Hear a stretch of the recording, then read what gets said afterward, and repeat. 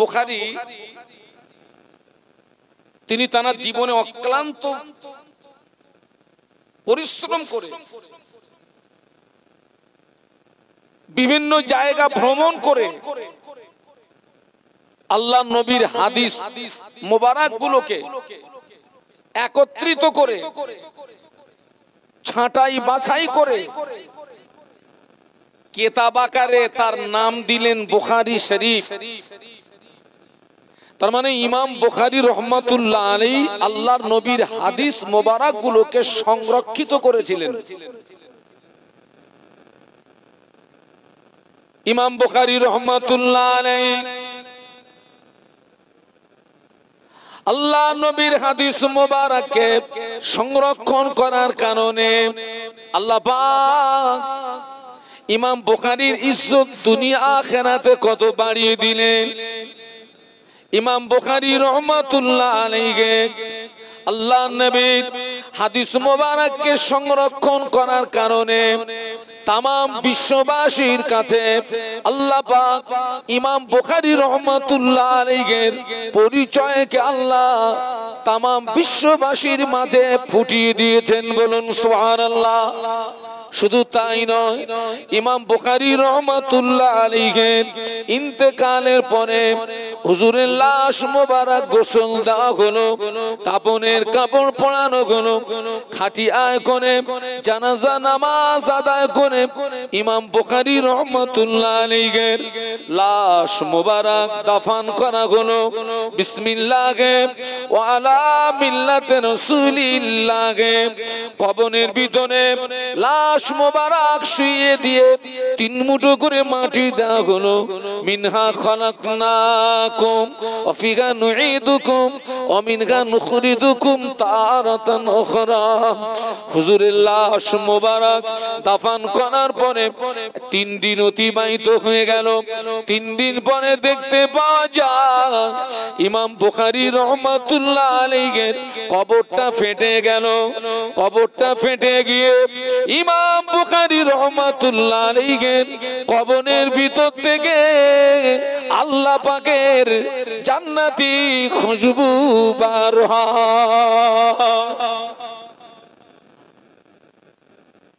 আল্লাহ নবীর হাদিসকে সংরক্ষণ করেছেন। আচ্ছা ভাই, নবীর হাদিসকে সংরক্ষণ করার কারণে যদি তার কবরের ভিতর থেকে জান্নাতি খুশবু বার হয়, আমরা যদি সেই হাদিসের উপরে আমল করি, তিনি হাদিস মোবারক সংরক্ষিত করেছিলেন এবং হাদিসের উপরে আমল করেছিলেন। কিন্তু আমরা সেই সংরক্ষিত জিনিসের উপরে আমলটাও করতে পারছি না। কিতাবে এসেছে হুজুরের কবরের ভিতর থেকে এত পরিমাণে খুশবু বার হচ্ছে, হুজুরের কবরের আশেপাশে যত বাড়ি ওই খুশবুতে তারা সব দেওয়ানা হয়ে গেছে। একটু সুবহানাল্লাহ বলবেন না? কবরের ভিতর থেকে এত পরিমাণে খুশবু বার হচ্ছে, মানুষ দেওয়ানা হয়ে গেছে। বারকাতান তারা হুজুরের কবরের মাটিকে তুলে নিয়ে যেতে লাগলো। ইমাম বুখারী হুজুরের কবরের মাটি তুলতে তুলতে লাশ বেরিয়ে যাওয়ার মতো উপক্রম হলো। কিছু মানুষ হুজুরের লাশকে সংরক্ষিত করলেন। কিতাবে এসেছে ইমাম বুখারী রহমাতুল্লাহ আলাইহি নবীর হাদিসকে সংরক্ষিত করার কারণে এবং সেই হাদিসের উপরে আমল করার কারণে আল্লাহ পাক খুশি হয়ে ইমাম বুখারী রহমাতুল্লাহ আলাইহির কবরটাকে জান্নাতের নূর দিয়ে আল্লাহ গুলজার করে দিয়েছেন। আর জোরে বলুন। কিন্তু আমরা সেই হাদিসের উপরে আমলটুকু বলুন বলুন আমলটাও করতে পারি না। চার ইমামের এক ইমাম ইমাম মালিক রহমাতুল্লাহ আলাইহি, ইমাম মালিক রহমাতুল্লাহ আলাইহি হজ পাকে গেলেন। ইমাম মালিক রহমাতুল্লাহ আলাইহি জামানায় প্লেন ছিল না। ইমাম মালিক রহমাতুল্লাহ আলাইহি জামানায় জলজাহাজও ছিল না। এখানে আল্লাহ পাকের হাজী বান্দা কারা আছেন একটু হাত তোলেন তো। আলহামদুলিল্লাহ। আপনারা কি জলজাহাজের হাজী না প্লেনের হাজী? প্লেন। আমিও প্লেন।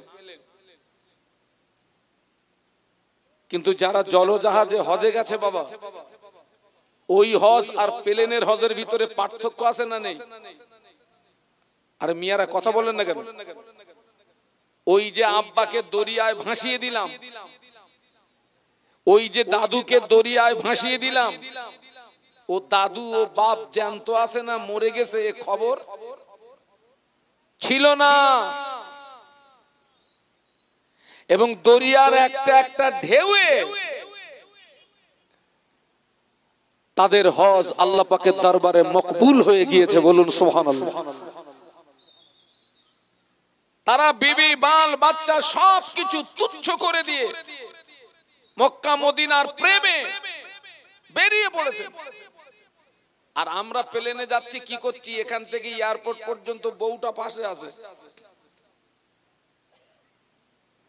আবার কাঁচের ঘরের ভিতরে প্রবেশ করে ফোন করছি স্ত্রীর কাছে, হ্যালো আমি কাঁচের ঘরের ভিতরে ঢুকে গেছি। প্লেনে উঠে আবার ফোন করছি, হ্যালো প্লেনে উঠে গেছি। প্লেনে সিটে বসে আবার ফোন করছি, হ্যালো বসে গেছি। মক্কা মদিনায় প্লেন থেকে নেমে ফোন করছি, হ্যালো নেমে গেছি। আবার কাবা শরীফ তওয়াফ করতে করতে সেলফি তুলে পাঠিয়ে বলতেছি কামাই ধুমতেছি। এই ঠিক বলছি না ভুল বলছি? কাবা তওয়াফ করতে করতে অনেক হাজিরা কি করে? কথা বলে না, বলুন কথা বলুন।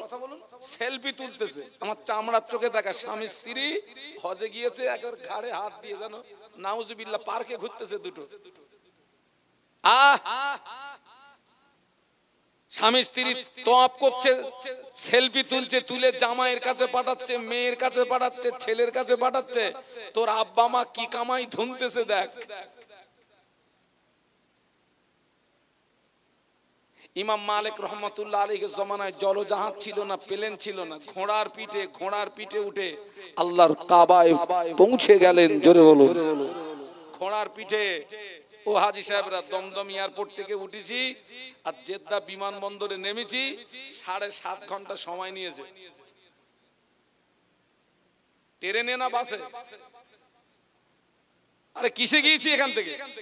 প্লেনে। প্লেন কি ট্রেনের মতন চলে? 7.5 ঘন্টা। তারপরে ওখান থেকে বাস 2-2.5 ঘন্টা।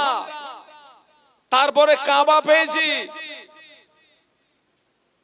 4 ইমামের এক ইমাম ইমাম মালিক রহমাতুল্লাহ আলাইহি সঙ্গী সাথীদেরকে নিয়ে ঘোড়ার পিঠে সওয়ার হয়ে আল্লাহর খানা কাবা বাইতুল্লাহ নিয়াতে বেরিয়ে পড়লেন।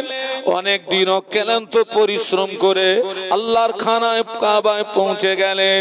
আল্লাহর খানায় কাবা তওয়াফ করলেন, মাকামে ইব্রাহিমের নামাজ পড়লেন, জমজমের পানি পান করলেন, সাফা মারওয়া সাই করলেন, মিনা মুজদালিফা আরাফাত অবস্থান করলেন।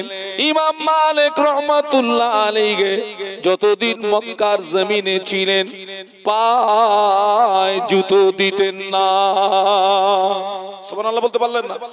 মুহাব্বতে বলতে পারলেন না? পায়ে কি দিতেন না?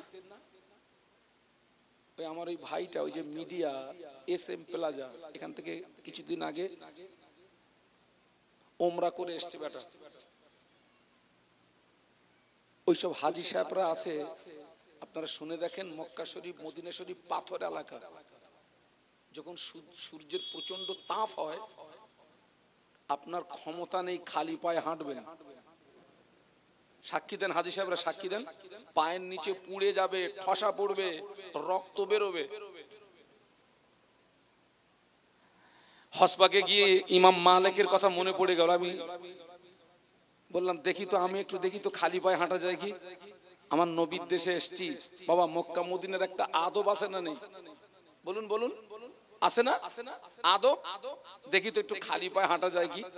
জোহরের নামাজ পড়ে বেরিয়েছি, বাইরে এসে একটা পা জুতোর থেকে খুলে জমিনে দিয়েছে।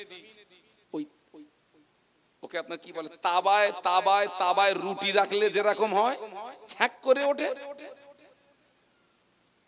বাবা আমার দ্বারা হবে না।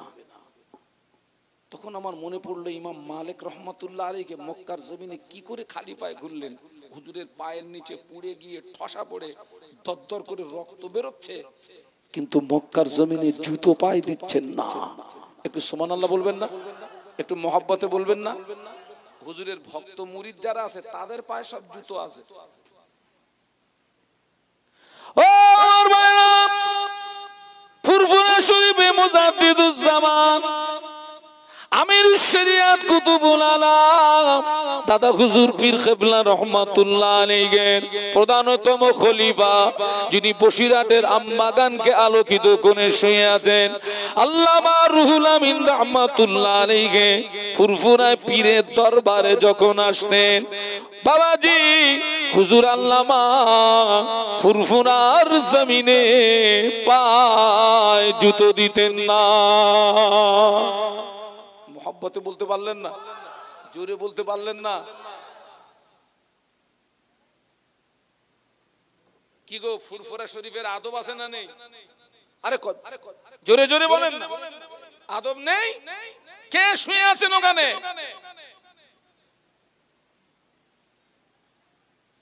খড়গাছিটা শরীফ হলো না কেন? আপনারা কি খড়গাছিকে শরীফ বলেন? ঘটক পুকুরকে শরীফ বলেন? আমি কি আপনার বসিরহাটকে শরীফ বলতে পারবো? তো ফুরফুরাটা শরীফ হলো কেন? কার ওসিলায় শরীফ হলো? আমার মুজাদ্দিদুজ্জামানের ওসিলায় ফুরফুরা শরীফ হয়ে গেল। জোরে বলুন সুবহানাল্লাহ। পায়ে জুতো দিতেন না আল্লামা হুজুর। পীরের মহব্বতে, পীরের ভালোবাসায়, বাবা নবীর প্রতি যদি সেই মহব্বত ভালোবাসা থাকে, আর আমাদের ছেলেরা ফুরফুরা শরীফে গিয়ে জামাত করে বিড়ি খাচ্ছে। ঠিক বলছি না ভুল বলছি? ফুরফুরায় গিয়েও নামাজ পড়ে না, পীরের দরবারে গিয়েও নামাজ পড়ে না। আল্লামা রুহুল আমিন রহমাতুল্লাহ আলাইহি পীরের দরবারে খালি পায়ে যেতেন। মুজাদ্দিদুজ্জামান আল্লামা বড় মাওলানাকে যখনই দেখতেন বসে থাকতেন না, অমনি দাঁড়িয়ে যেতেন। আল্লামা হুজুর বলেছিলেন, হুজুর আপনি আমার পীর, হুজুর আপনি আমার মুর্শিদ, হুজুর আপনি আমাকে দেখে দাঁড়ান কেন? হুজুর আমার বড় লজ্জা হয়, আমার বড় শরম হয়, হুজুর আপনি আমাকে দেখে দাঁড়াবেন না। মুজাদ্দিদুজ্জামান বলেছিলেন, ও বাবা বড় মাওলানা, আমি তোমাকে দেখে দাঁড়াই না বাবা, তোমাকে দেখে সম্মান করি না। আল্লাহ পাক তোমার সিনায় যে ইলম দিয়েছে, আমি আবু বকর ওই ইলমের তাজিমে দাঁড়িয়ে যাই।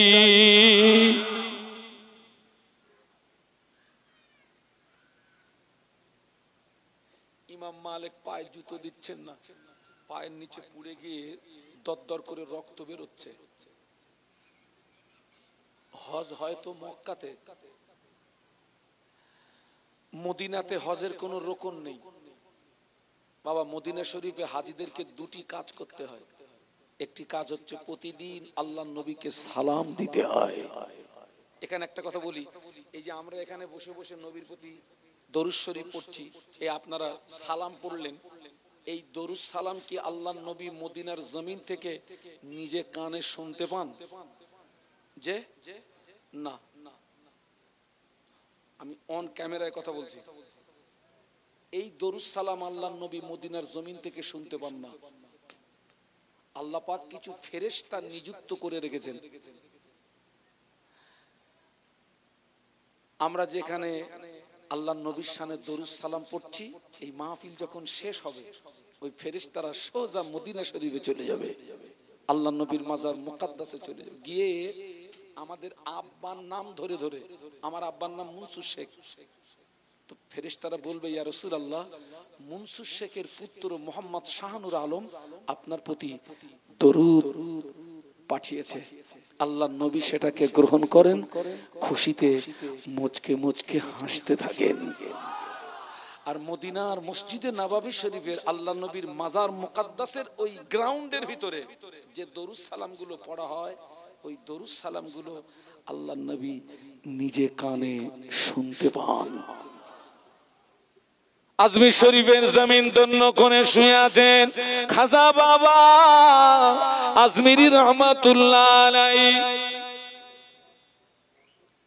ও আমার মা, হুজুরের পীরের নাম হযরত উসমান হারুনি রহমাতুল্লাহ আলাইহি। পীর এবং মুরিদ একই সঙ্গে হজ পাকে যাচ্ছেন। একটু সুবহানাল্লাহ বলেন না। আবার বলুন তো, আমার দাদা হুজুরের জীবনের প্রথম হজ কত সালে ছিল? এই না বলতে পারলে হজ করব না। সারা জীবনও শুনেছেন। আমার দাদা হুজুরের জীবনের প্রথম হজ ছিল কত সালে?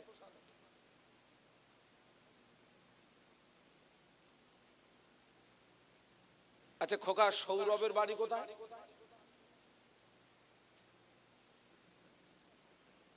এরা জানে, বলবে না কোথায়, বলে দেখ। 1330 সাল। সবাই মিলে বলুন তো কত সাল বলেছি? কার হজ? ও খাজা বাবা মাইনুদ্দিন চিশতি আজমিরি রহমাতুল্লাহ আলাইহি, হুজুরের পীর হযরত উসমান হারুনি রহমাতুল্লাহ আলাইহি একসঙ্গে হজ পাকে গেলেন। আল্লাহর খানায় কাবা তওয়াফ করলেন, মাকামে ইব্রাহিমের নামাজ পড়লেন, জমজমের পানি পান করলেন, সাফা মারওয়া সাই করলেন, মিনা মুজদালিফা আরাফাত অবস্থান করলেন। মক্কা শরীফ থেকে হজের কাজ সমাধা করে মদিনা শরীফে চলে গেলেন আল্লাহ নবীর মাজার মুকাদ্দাস জিয়ারাতের জন্য। আল্লাহ নবীর মাজার মুকাদ্দাসের পাশে দাঁড়িয়ে মাথাটা নিচু করে ভদ্রতার নম্রতার সঙ্গে সালাম দিলেন, আসসালামু আলাইকা আইয়ুহান নাবিয়্যু ওয়া রাহমাতুল্লাহি ওয়া বারাকাতুহু, আসসালাতু আসসালামু আলাইকা ইয়া রাসূলুল্লাহ, আসসালাতু আসসালামু আলাইকা ইয়া হাবিবাল্লাহ, আসসালাতু আসসালামু আলাইকা ইয়া শাফিউল মুজনাবিন ইয়া রাহমাতাল লিল আলামিন। ও আমার ভাইরা, হুজুরদের সালাম দেওয়া শেষ। আল্লাহ নবী মাজার মুকাদ্দাসের ভিতর থেকে যে সালামের জবাব দিয়েছিলেন, আল্লাহর ওলি খাজা আজমিরি রহমাতুল্লাহ আলাইহি, পীর উসমান হারুনি রহমাতুল্লাহ আলাইহি, আল্লাহ নবী সালামের জবাব নিজে কানে শুনতে পেয়েছিলেন। জোরে বলেন না।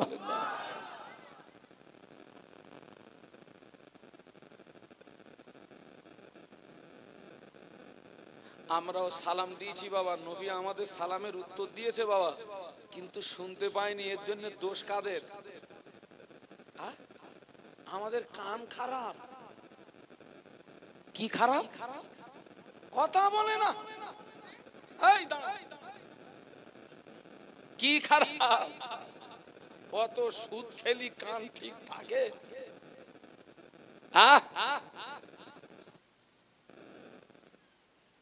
অত সুদ খেলে এ কান ঠিক থাকে গা? রাবিয়া বাসরি রহমাতুল্লাহ আলাইহা আল্লাহর খানায় কাবায় যাচ্ছিলেন, প্রতিমধ্যে সাওয়ারি দুর্বল হয়ে গেল। আল্লাহু আকবার। কাবা রাবিয়া বাসরিকে ইস্তেকবাল জানানোর জন্য কাবা উঠে এসেছিল। একটু জোরে বলুন, আরো জোরে বলুন। আর আমাদের এ যুগের রাবিয়ারা কাবায় গেলে কাবা পালায়। আসিসনি, আমার ধারে আসিসনি। সমিতি আর বন্দনার গ্রুপ লোক ছুটিয়ে চালাচ্ছে রাবিয়ারা। ঠিক বলছি না ভুল বলছি? ও কাবা আসবে না পালাবে? বানাবে।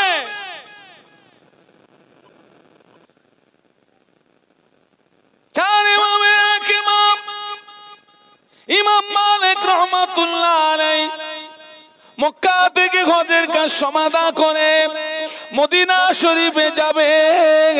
আল্লাহ নবী বললেন, মানজারা কবরি বাদা ওয়াফাতি ফাকান্নামা দারানি ফি হায়াতি।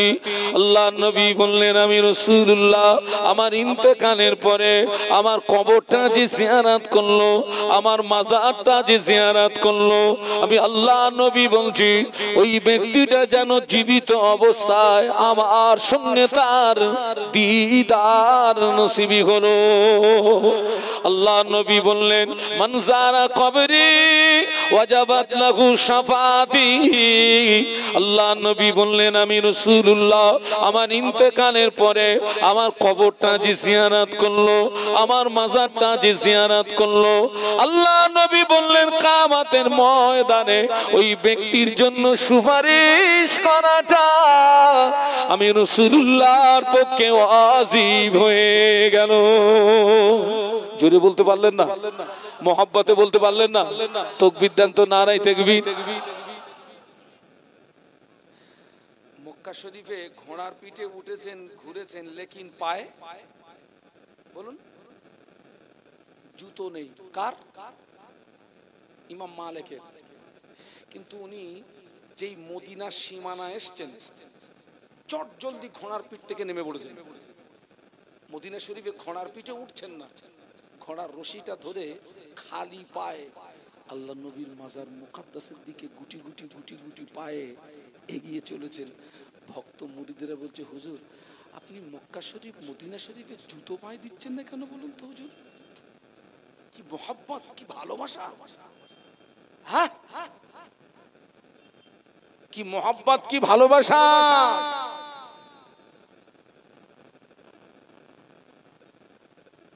কি মোহাব্বত! কাগজে যদি লেখা হয় র দন্তস্ব গয়কাল লয় লয় আকার, মানে এক কথায় রসগোল্লার নাম যদি কাগজে লিখে কাগজ চাটি, রসগোল্লার টেস্ট পাওয়া যাবে গা? হ্যাঁ, আমরা অধিকাংশ মানুষ আমরা নবীকে ভালোবাসি ওই কাগজে লিখে চাটার মতো, প্র্যাকটিক্যালে কম। রাগ করছেন নাকি? বাস্তব বলছি না অবাস্তব বলছি? আমি আপনাকে প্রমাণ করিয়ে দেবো। একটু আগে চলুন, আমি আপনাকে প্রমাণ করিয়ে দেবো ইনশাআল্লাহ। একটু দরুদ শরীফ আল্লাহুম্মা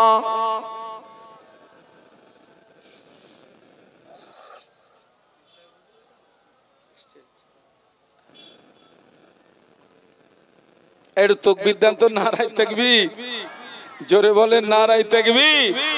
আওলাদে মুজাদ্দিদুজ জামান, আওলাদে মুজাদ্দিদুজ জামান, আমার দাদা পীরের আওলাদ বলো জিন্দাবাদ, আমার দাদা পীরের আওলাদ বলো জিন্দাবাদ।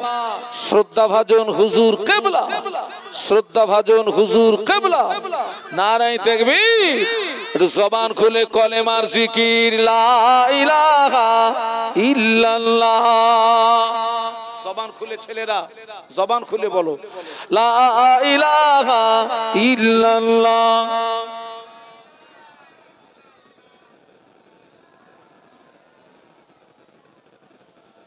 মুহাম্মাদুর রাসূলুল্লাহ বলো লা ইলাহা ইল্লাল্লাহ।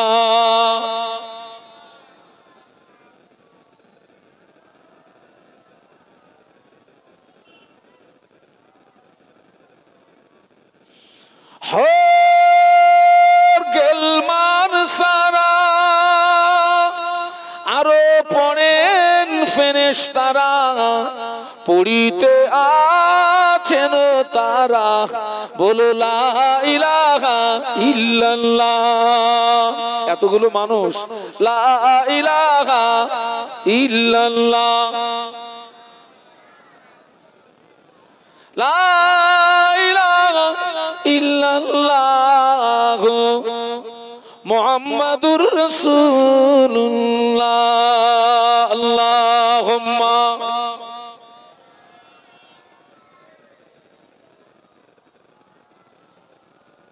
মুহাম্মদ।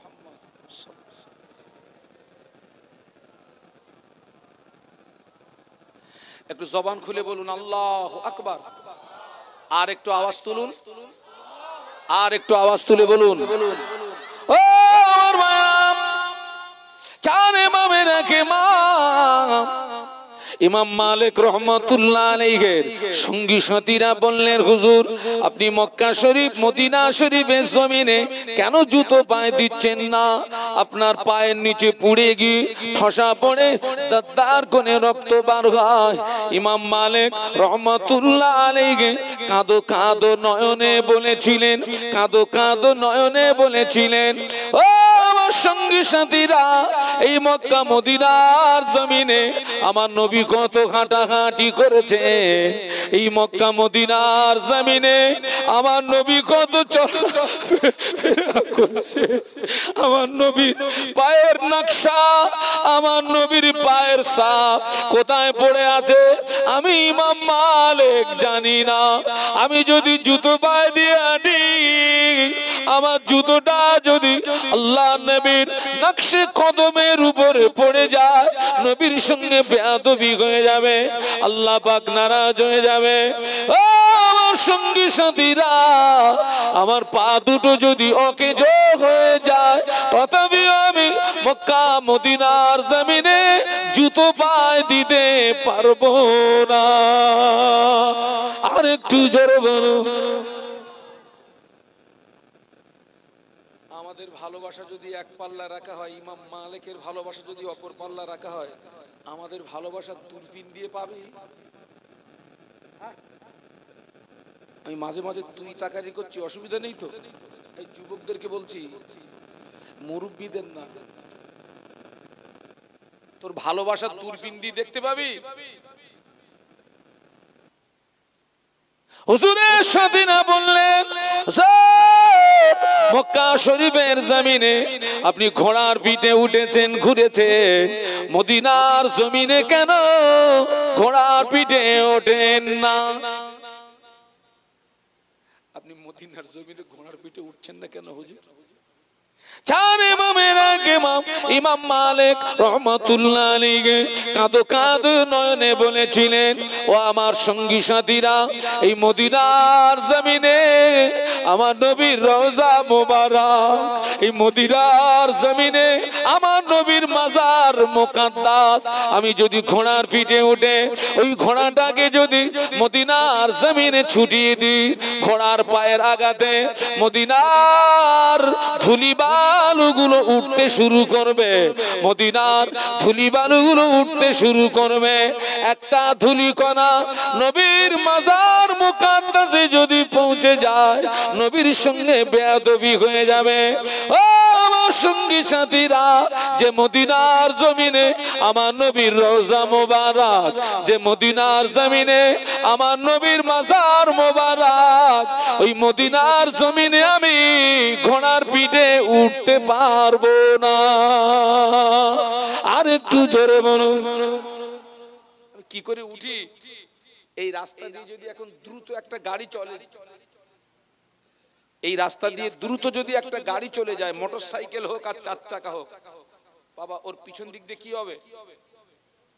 ধুলো উঠবে তো। উনি চিন্তা করছেন, আমি যদি ঘোড়ার পিঠে উঠে ছুটিয়ে দিই, ওই ঘোড়ার পায়ের আঘাতে মদিনার ধুলি বালুগুলো উড়বে। এ ভালোবাসা মাপার বাটখারা আছে? আমি কি করে উঠি বলো তো? ইমাম মালিক রহমাতুল্লাহ আলাইহি ইন্তেকাল হলো, হুজুরের লাশ গোসল না হলো, হুজুরের লাশ মোবারক কাফনের কাপড় পরানো হলো, হুজুরের লাশ মোবারক কাফনের কাপড় পরিয়ে ময়দানে আনা হলো, জানাজা নামাজ হবে। একটু বলুন না আল্লাহু আকবার, একটু জবান খুলে বলুন না। হুজুরের লাশ মোবারক ময়দানে আনা হলো, জানাজা নামাজ হবে।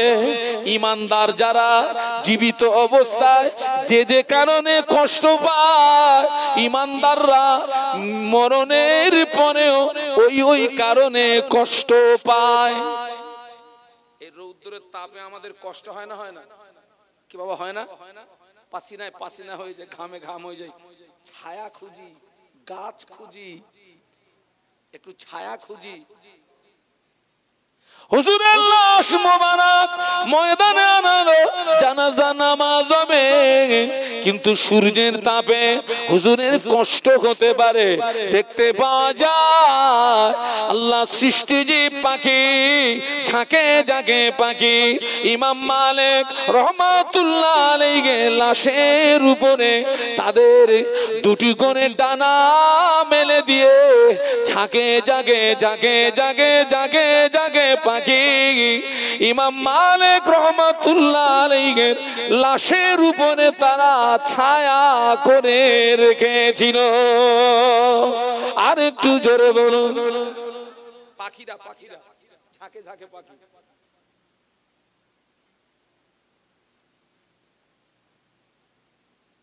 আমরা নবীকে কতটা ভালোবাসি। মক্কাবাসীরা আমার নবীর উপাধি দিয়েছিল আল আমিন। কি উপাধি দিয়েছিল? সবাই মিলে বলেন না, আল আমিন। কেন আল আমিন উপাধি দিয়েছেন? কেন? আমার নবী জীবনে কোনোদিন মিথ্যা কথা বলেননি। সুবহানাল্লাহ বলুন। আর আমরা পদে পদে কি করি? কথা বলেন না কেন? পদে পদে মিথ্যা কথা বলি।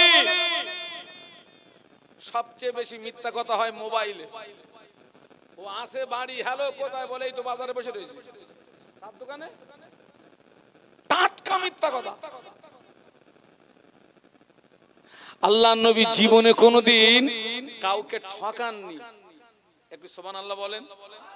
আমরা মানুষকে ঠকাই না, ঠকাই না। আবার বলছি, আমি নবীর পাকা উম্মাত। আল্লাহর নবী জীবনে কোনোদিন কারোর হক মারেননি। সুবহানাল্লাহ বলবেন না। নবীর দুধমার নাম কি? হালিমাতুস সাদিয়া রাদিয়াল্লাহু তাআলা আনহা। আম্মা জান হালিমাতুস সাদিয়া বর্ণনা করেন, আমি হালিমা যেদিন শিশু মুহাম্মাদের ঘরে প্রবেশ করেছি, আমার যেন মনে হচ্ছিল আসমানের চাঁদ আমার কোলে ধরা দিয়েছে। বলতে পারলেন না? একটু সবাই মিলে বলতে পারলেন না? আমার মায়েরা, আম্মা জান হালিমাতুস সাদিয়া বর্ণনা করেন, আমি শিশু মুহাম্মাদকে আমার কোলে যেই না তুলে নিয়েছি, আমার স্তন দুটি দুধে ভরে গেল, আমার স্তন দুটি দুধে ভরে গেল। হালিমাতুস সাদিয়ার একটি সন্তান ছিলেন, যে ছিলেন রাসূলুল্লাহর দুদুভাই দুদুভাই দুদুভাই। আম্মা হালিমাতুস সাদিয়া বলেন, আমি শিশু মুহাম্মাদকে আমার ডান স্তনটা দিয়েছি। শিশু মুহাম্মদ সুন্দর করে আমার ডান স্তনটা পান করেছে। আমি হালিমা আমার বাম স্তনটা যেই না দিয়েছি, শিশু মুহাম্মদ মুখটা ঘুরিয়ে নিয়েছে। যতবার দিয়েছি শিশু মুহাম্মদ ততবার মুখটা ঘুরিয়ে নিয়েছে। আম্মা হালিমা বলেন, শিশু মুহাম্মদ শুধু মুখটা ঘুরিয়ে নেয় না, চোখের ইশারায় যেন আমাকে বলছেন, ও মা হালিমা, আমি মুহাম্মদ পৃথিবীর জমিনে ভাইয়ের হক মারার জন্য আসি নাই, আমি মুহাম্মদ পৃথিবীর জমিনে ভাইয়ের হক পাইয়ে দেওয়ার জন্য এসেছি।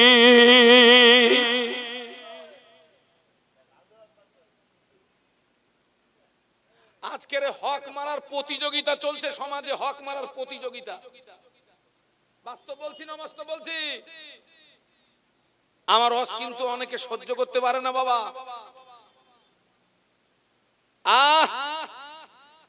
হক মারার প্রতিযোগিতা চলছে। বাপ ছেলের হক মারতেছে, ছেলে বাপের হক মারতেছে, স্বামী স্ত্রীর হক মারতেছে, স্ত্রী স্বামীর হক মারতেছে, ভাই বোনের ফারাজ মারছে। ঘটছে না ঘটছে না? তুমি নবীর উম্মত, তুমি নবীকে ভালোবাসো? তুমি নবীকে ভালোবাসো? বাবা আমি এই 26-27 বছর হজ করছি। আমি খুব ছোটবেলা থেকে, আমি তখন মাদ্রাসায় ভর্তিও হইনি, তার আগের থেকে হজ করি আমি। আপনাদের মনে একটা প্রশ্ন আসতে পারে, হুজুর মাদ্রাসায় পড়লেন না, তা আপনি হজ করলেন কি করে? একটা প্রশ্ন আসে না, আসে না? আমার দাদা আলেম ছিলেন, আমার আব্বা আলেম, আমার চাচা আলেম, আমার বংশ পরম্পরায় আলেম আছে। আর আমি কাবার দরজা ধরে কেঁদেছি, আল্লাহ কিয়ামত পর্যন্ত আমার বংশ পরম্পরায় তুমি আলেমের নসলকে কায়েম রেখে দিও। আমার বংশে যেন কিয়ামত পর্যন্ত আলেম থাকে। এখান থেকে 30 বছর আগে, 35 বছর আগে একটা হাজী সাহেবের সঙ্গে দেখা করতে গেলে 2-5টা গ্রাম তালাশ করতে হতো, তারপর একটা হাজী পাওয়া যেত। ঠিক বলছি না ভুল বলছি? এখন হাজী তো গিজ গিজ গিজ গিজ করছে রে বাবা। আবার এখন সব উমরায় যাচ্ছে, উমরায় যাচ্ছে, দেখেছেন? উমরায় যাচ্ছে। এ দেখেন, সব হাজী খারাপ না, আর সব উমরায় জানেওয়ালা খারাপ না, তবে ভালো সংখ্যাটা, কথা বলে না, কমে গেছে বাবা। এখন অধিকাংশ যারা যাচ্ছে তারা সব হচ্ছে মারা পার্টি। কি পার্টি বলেছি?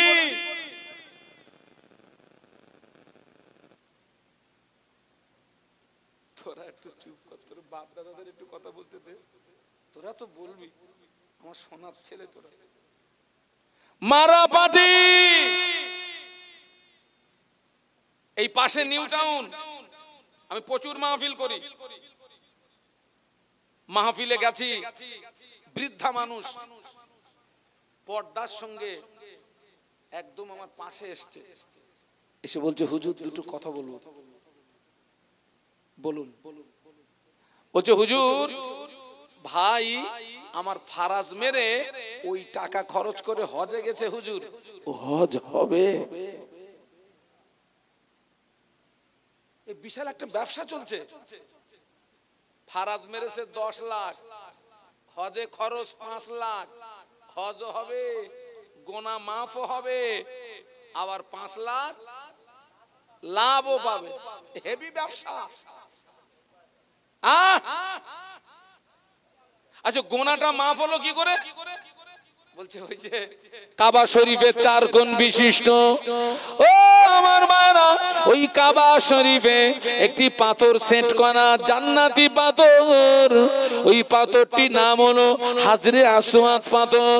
ওই পাথরে চুমা দিলে জীবনের গুনাহ মাফ হয়ে যায়। কাবা শরীফের দরওয়াজা ধরে দোয়া চাইলে ওই দোয়াটা আল্লাহ পাকের দরবারে কবুল হয়ে যায়। মাকামে ইব্রাহিমের সামনে দোয়া করলে ওই দোয়াটা আল্লাহ পাকের দরবারে কবুল হয়ে যায়। সাফা মারওয়া পাহাড়ে দোয়া করলে ওই দোয়াটা আল্লাহ পাকের দরবারে কবুল হয়ে যায়। তবে শুনে রেখে দেন, আপনি নামাজ কাজা করেছেন, রোজা কাজা করেছেন, মিথ্যা কথা বলেছেন, হাজরে আসওয়াদ পাথরে চুমা দিলে নামাজের গুনাহ মাফ হতে পারে, রোজার গুনাহ মাফ হতে পারে, মিথ্যা গুনার কথা মাফ হতে পারে।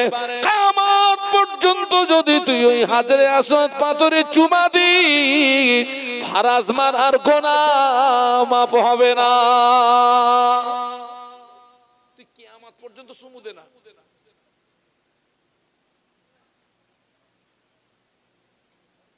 ওয়াজ করব না বন্ধ করব? হ্যাঁ,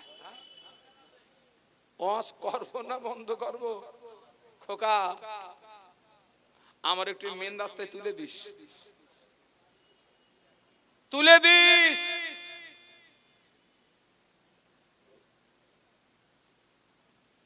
হবে না। আমার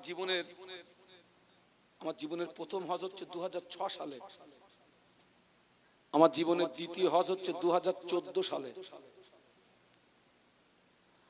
আর আল্লাহ গেল বছর আমাকে একটু উমরায় নিয়ে গেছিলেন। আমার স্ত্রীর কাছে আমি ঋণী ছিলাম। আমার স্ত্রীকে আমি ওকে অনেক জায়গাতে নিয়ে যাওয়ার অফার দিয়েছি, কিন্তু আমার স্ত্রীর কথা ছিল একটা, দেখো আমি কোথাও যাব না, পারলে আল্লাহ যদি তৌফিক দেয় আমাকে একটু মক্কা মদিনায় নিয়ে যেও। আমি ওর কাছে ঋণী ছিলাম, আল্লাহ গত বছর সেই ঋণটা আল্লাহ আমাকে পরিশোধ করালেন। আমার ছেলে, আমার মেয়ে, আমার স্ত্রী, আমার ফ্যামিলিতে আমরা 4 জন, আব্বা মা কবরে চলে গেছে, আল্লাহ আমাকে নিয়ে গেছিলেন। আল্লাহু আকবার, আল্লাহু আকবার। আমি দোয়া চাই আপনারা যারা এখনো পর্যন্ত যেতে পারেননি, আল্লাহ যেন আপনাদের মক্কা মদিনার মেহমান হিসাবে কবুল করেন, বলুন আল্লাহুম্মা আমিন। তো 6 সালে হজ পাকে গেছি। আরাফাতের ময়দান, হজের একটি ফরজ হচ্ছে 9 জিলহজ কিছুক্ষণের জন্য আরাফাতের ময়দানে অবস্থান করাটা ফরজ। কি বলেছি বাবা? ফরজ। 9 জিলহজ যদি কোনো হাজী সাহেব সামান্য সময়ের জন্য যদি আরাফাতের ময়দানে উপস্থিত না হন, ওনাকে হাজী বলা যাবে না। এখন আবার নতুন করে দেখছি যারা যারা উমরায় যাচ্ছে ওদেরকে আবার হাজী বলে ডাকতেছে। আচ্ছা কিসের হাজী? তুই তো গেছিস উমরায়। আরে কথা বুঝতে পারছেন না? উমরায় গেছে, বাড়ি এসছে, বলছে ও হাজী সাহেব, এই বেয়াদব, ও কিসের হাজী? ও কিসের হাজী?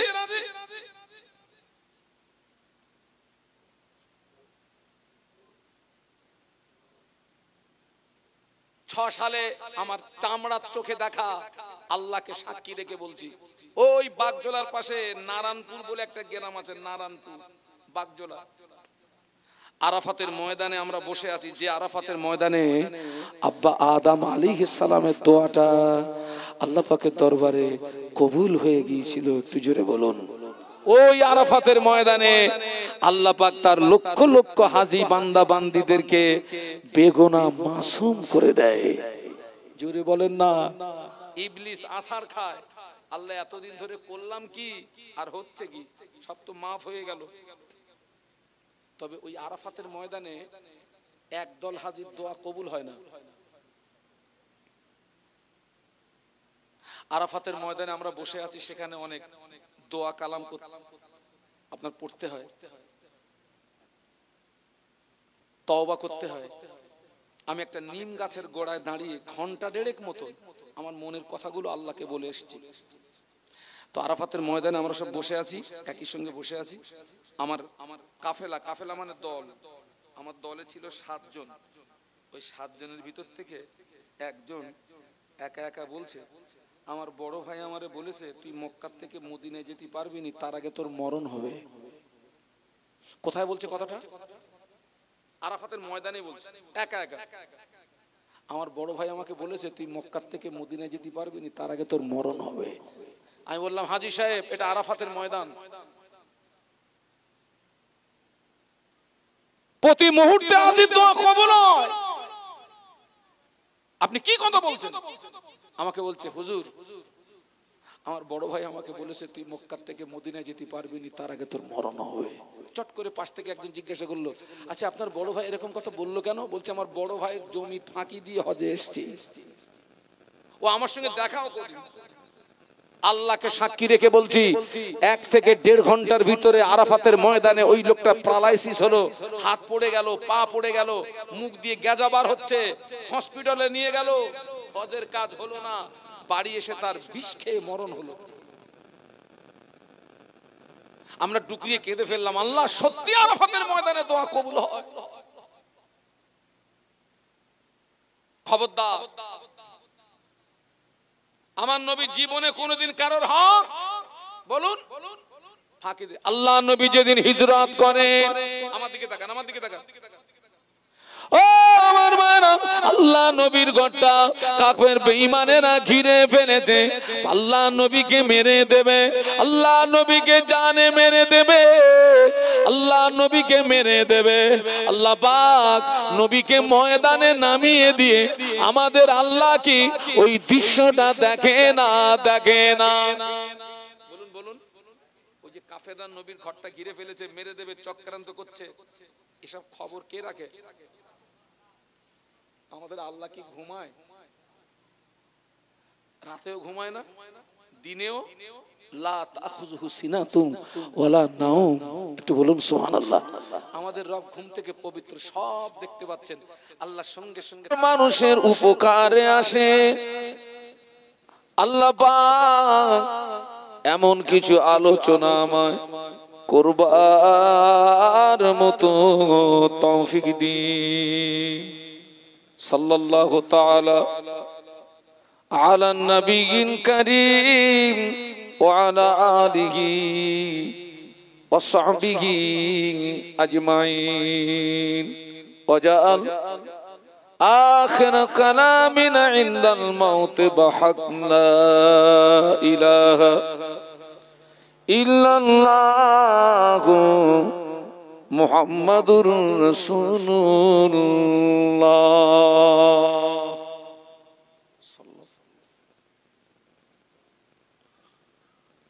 أما بعد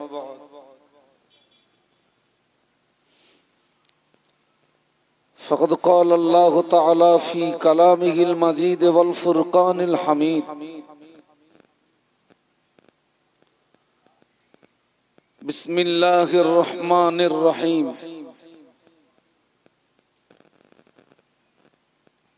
يا أيها الذين آمنوا قوا أنفسكم وأهليكم نارا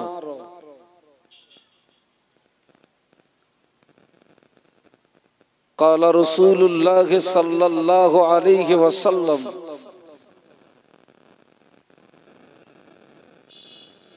ألا كلكم راعٍ وكلكم مسؤول عن رعيته أو كما قال عليه الصلاة والسلام.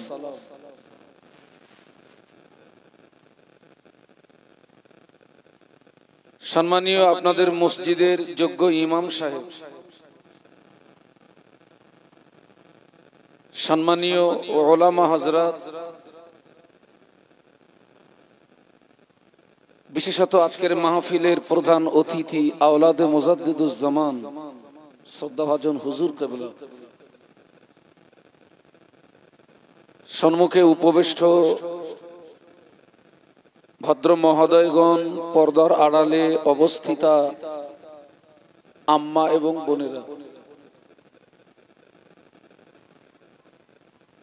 আল্লাহ পাকের দরবারে অসংখ্য শুকরিয়া, যিনি আমাদেরকে দয়া করে জিকিরে নবী মুস্তাফা সাল্লাল্লাহু আলাইহি ওয়াসাল্লামের এই মাহফিলে উপস্থিত হওয়ার তৌফিক দান করেছেন। সকলে কৃতজ্ঞতা প্রকাশে মহব্বতের সঙ্গে বলি আলহামদুলিল্লাহ। পাশাপাশি প্রিয় নবীর মাজার মুকদ্দাসে জানাই অসংখ্য দরুদ এবং সালাম। অন্তরের অন্তরস্থল থেকে বলি সাল্লাল্লাহু আলাইহি ওয়াসাল্লাম।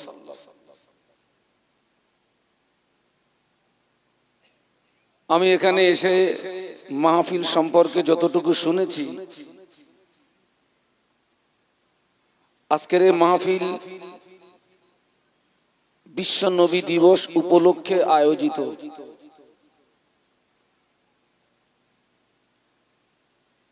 আমি সেই দিকে লক্ষ্য করে কোরআন শরীফের ছোট্ট একটি আয়াতে শরীফা প্রিয় নবীর পাক জবানে বর্ণিত অসংখ্য হাদিস মুবারকের ভিতর থেকে ছোট্ট একটি হাদিস আমি তেলাওয়াত করেছি। মূল আলোচনা শুরুর আগে আপনাদেরকে কিছু কথা বলছি, শুনুন এবং সাথে সাথে বোঝার চেষ্টা করুন। আমি খুব জানি আপনাদের এই এলাকায় প্রচুর ওয়াজ মাহফিল হয়, বিশেষ করে এই খড়গাছি এলাকাতে। একজন বক্তার সঙ্গে আরেকজন বক্তার কথা হয়,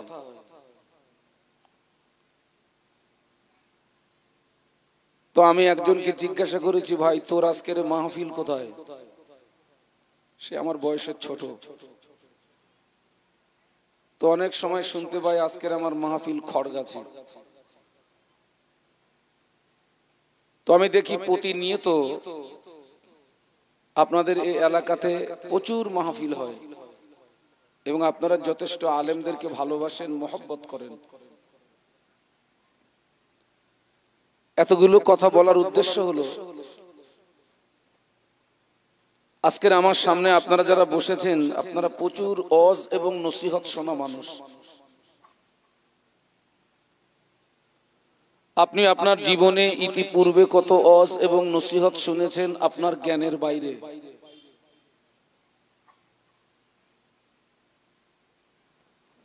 আমরা আমাদের জীবনে যত ওয়াজ এবং নসিহত শুনেছি,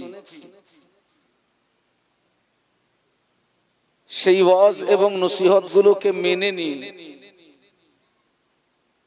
আমরা যদি বাস্তব জীবনে আমলে আনতে পারতাম, আমার মনে হয় আজকের নতুন করে ওয়াজ শোনার জন্য আপনাদের চটে বসার প্রয়োজন ছিল না। আল্লাহ পাকের শান,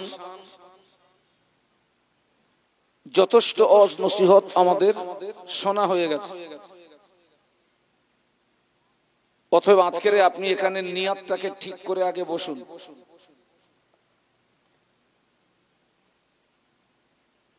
যদি আপনার নিয়াতটা যদি ঠিক থাকে, আপনার এখানে বসা, সময় ব্যয় করা সার্থকতা হবে। নিয়াত যদি বিগড়িয়ে যায়, আপনার লস হবে।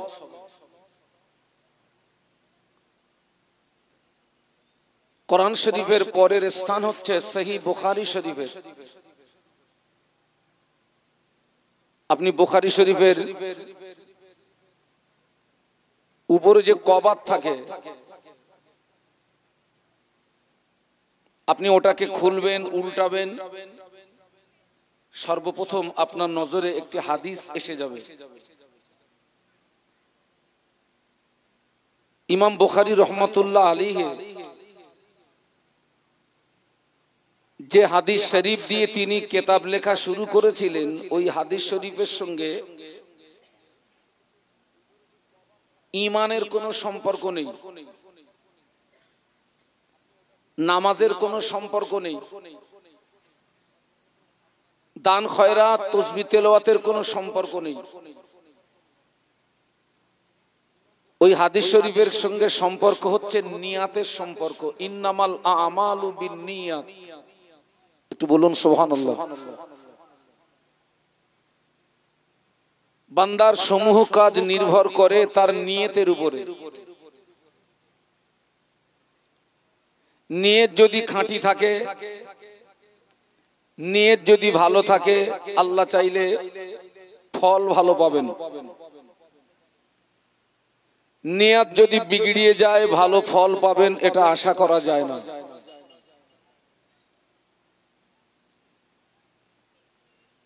ছোট্ট একটা দৃষ্টান্ত দিলে আপনাদের জন্য বোঝা সহজ হবে। সামান্য নিয়াতের পার্থক্যের জন্য বান্দা সওয়াব থেকে বঞ্চিত হয়, মাহরুম হয়। একজন ব্যক্তি পৃথিবীতে বসবাসের জন্য ঘর বানাচ্ছেন, তো তিনি হেড মিস্ত্রিকে ডেকে বললেন, ভাই আমার ঘরের দক্ষিণ দিকে একটা জানালা রেখো, দক্ষিণে বাতাস যেন আমার ঘরে প্রবেশ করে। দ্বিতীয় আর এক ব্যক্তি ঘর বানাচ্ছেন, তিনি মিস্ত্রিকে ডেকে বললেন, ভাই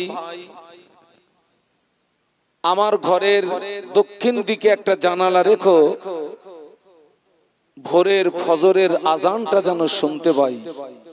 একটু বলুন সুবহানাল্লাহ। দুই ব্যক্তির নিয়াত কিন্তু এক নয়। একজনের নিয়ত বাতাস পাওয়া, আর দ্বিতীয় ব্যক্তির নিয়াত আজান শোনা। যিনি বাতাস পাওয়ার উদ্দেশ্যে জানালা রেখেছেন, নিঃসন্দেহে ওই জানালা দিয়ে আজানের আওয়াজ যাবে। যাবে না? যাবে না? আবার যিনি আজান শোনার জন্য জানালা রেখেছেন, নিঃসন্দেহে ওই জানালা দিয়ে বাতাস প্রবেশ করবে।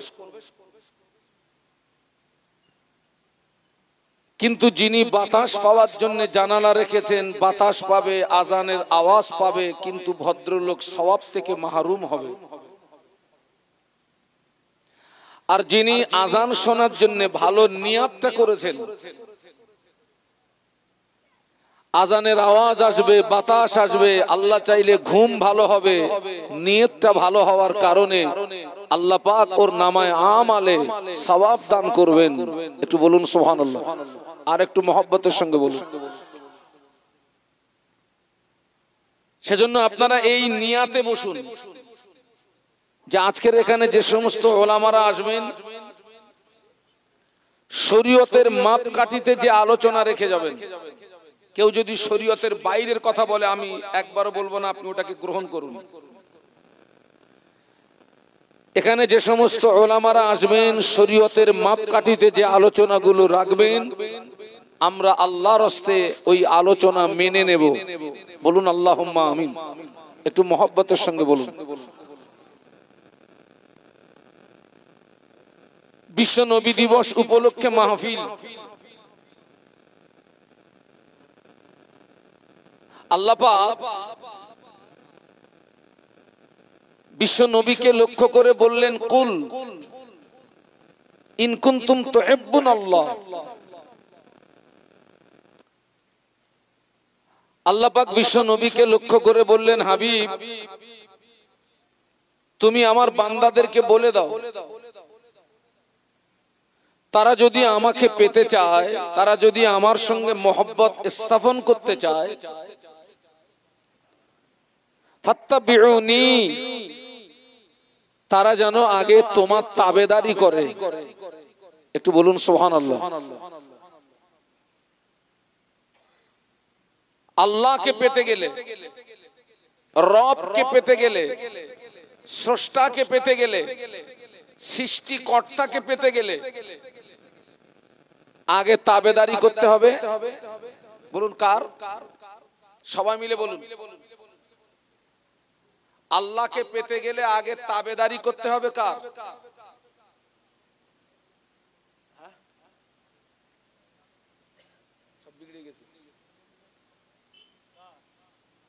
তাবেদারি কার?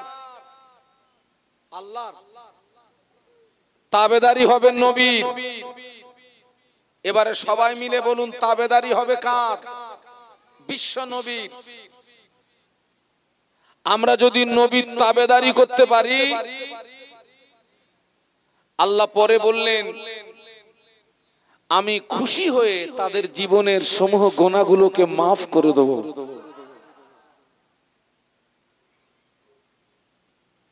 নবীর তাবেদারি করতে হবে।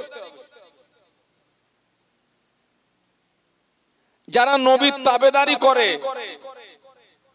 যারা প্রকৃতপক্ষে নবীকে ভালোবাসে, আল্লাহ তাদের দুনিয়া এবং আখিরাতে ইজ্জত বাড়ায় না কমায়? সবাই মিলে বলুন। আল্লাহ রাসূল বলেছেন, লা ইউমিনু আহাদুকুম হাত্তা আকুনা আহাব্বা ইলাইহি মিন ওয়ালিদিহি ওয়া ওয়ালাদিহি ওয়ান নাস আজমাইন, আও কামা ক্বালা আলাইহিস সালাম।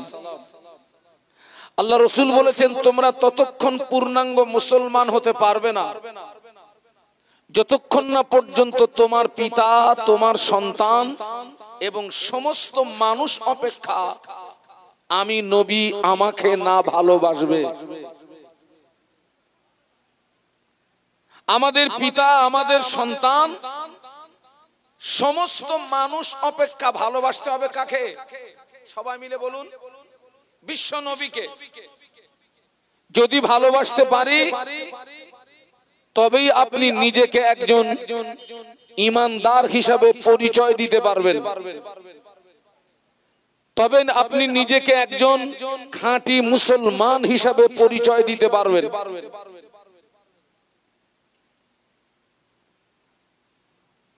আমি আপনাকে দুটি তথ্য দিচ্ছি।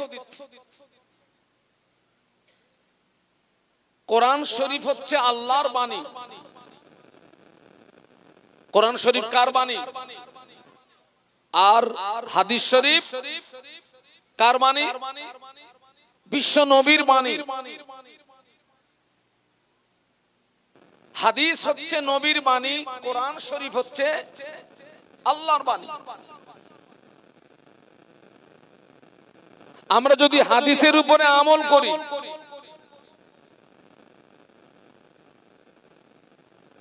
আমরা যদি হাদিস মেনে চলি, তাহলে নবীর তাবেদারি হবে। আপনি নবীকে পেয়ে যাবেন, আল্লাহকে পেয়ে যাবেন, নাজাত পেয়ে যাবেন, আল্লাহ পাকের রহমতের দয়ার জান্নাতের হকদার হয়ে যাবেন। বলুন সুবহানাল্লাহ।